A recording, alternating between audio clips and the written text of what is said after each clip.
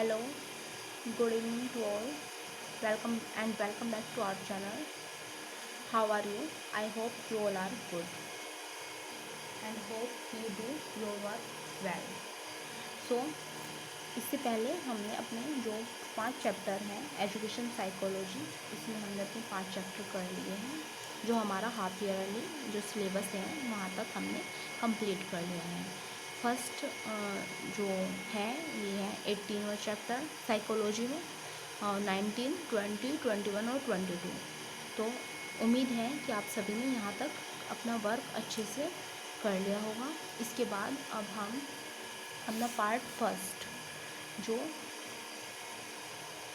आधुनिक शैक्षिक विचारधारा का विकास, और जिसमें हमारे 17 चैप्टर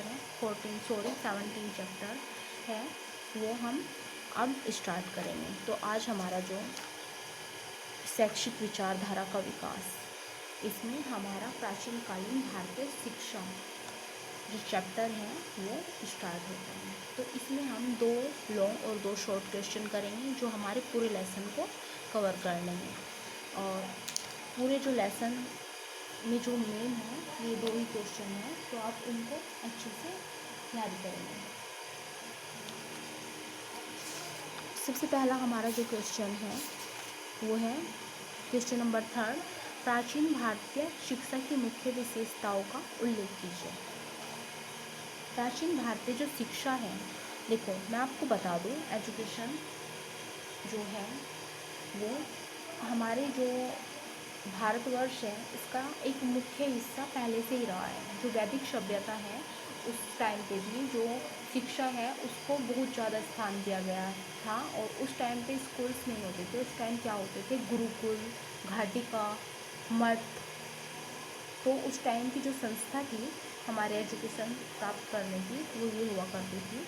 और उस टाइम पर 4 वेद थे जो आपको भी पता होंगे, ऋग्वेद, सामवेद, यजुर्वेद और अथर्ववेद।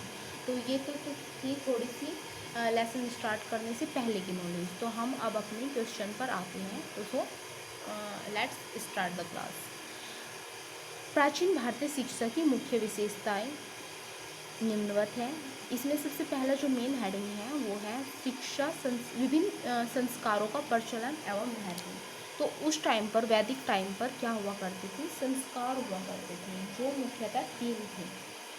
फर्स्ट विद्यारंभ संस्कार, सेकंड उपनयन संस्कार एंड थर्ड समावर्तन संस्कार।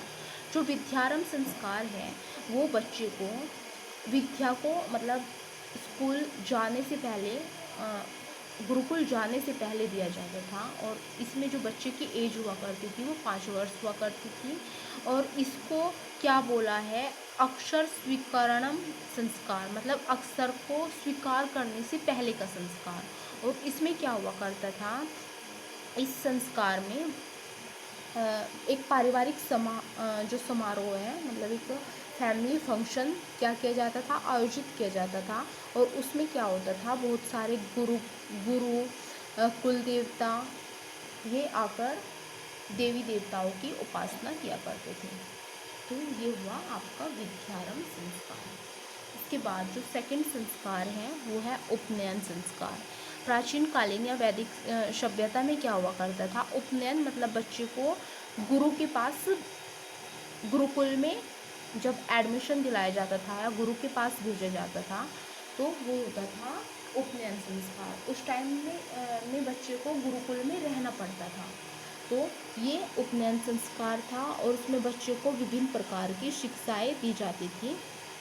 और उपनयन संस्कार में जो ब्राह्मण वर्ग के बालक थे वो 8 वर्ष की आयु में, मतलब उस टाइम में जो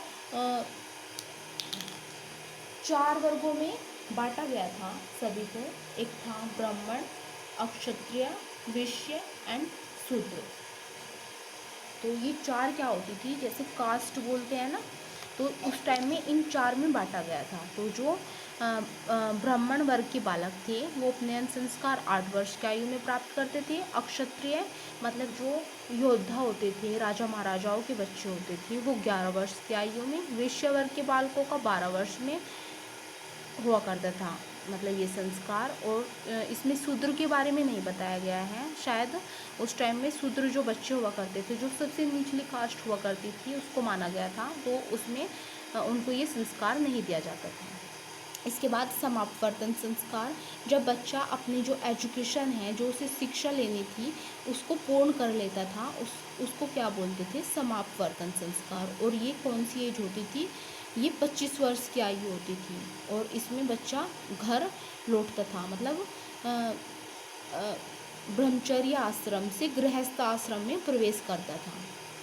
तो पहला क्या था, विद्यारंभ, जो 5 वर्ष की आयु में बहुत सारे कुल देवताओं की पूजा करके ये संस्कार दिया जाता था। इसके बाद स्कूल में भेजना, मतलब कि गुरुकुल में भेजना, और ये एज होती थी अलग अलग, मतलब ब्राह्मण के जो बच्चे थे वो 8 वर्ष की आयु में, और अक्षत्रिय 11 वर्ष के, और वैश्य के बालक 12 वर्ष की आयु में। और जो समापवर्तन संस्कार है वो 25 वर्ष की आयु में पूर्ण करके वो अपने घर लौटते थे। इसके बाद सेकंड, प्राचीन काल में सर्वसुलभ व निःशुल्क शिक्षा। तो मतलब क्या होता था, उस टाइम में जो शिक्षा थी वो निःशुल्क थी, मतलब गुरु दक्षिणा का प्रचलन नहीं था। इसके बाद गुरुकुल शिक्षा प्रणाली का प्रचलन। थर्ड इसमें है गुरुकुल शिक्षा प्रणाली। वैसे तो प्राचीन काल में भारतीय समाज की विभिन्न प्रकार की शिक्षण संस्थाएं थी, लेकिन उस टाइम पर क्या था, गुरुकुल शिक्षा प्रणाली को पर अधिक जोर दिया, मतलब बच्चा प्राकृतिक वातावरण से सीखता था, अपने आसपास के वातावरण से। इसके बाद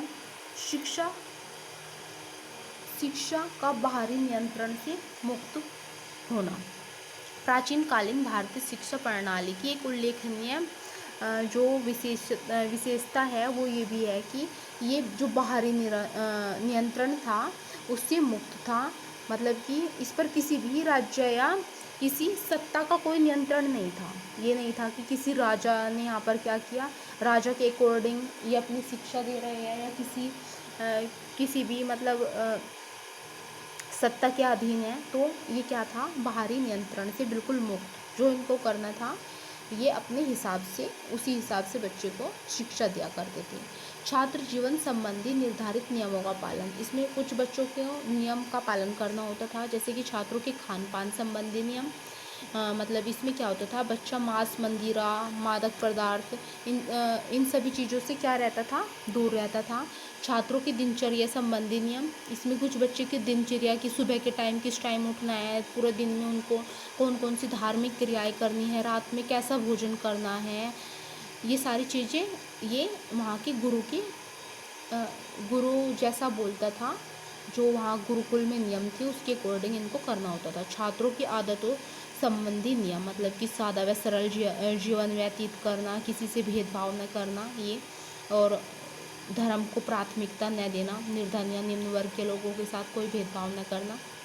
छात्रों की वेशभूषा संबंधी नियम, जैसे वहाँ पर छात्रों को वेशभूषा उनकी निर्धारित होती थी, वैसे ही उनको वहाँ पर रहना होता था। ठीक है, जैसे कि ये लिखा है, न तो किसी इत्र, छाता, जूते या फूलमालाओं का प्रयोग नहीं कर सकते थे।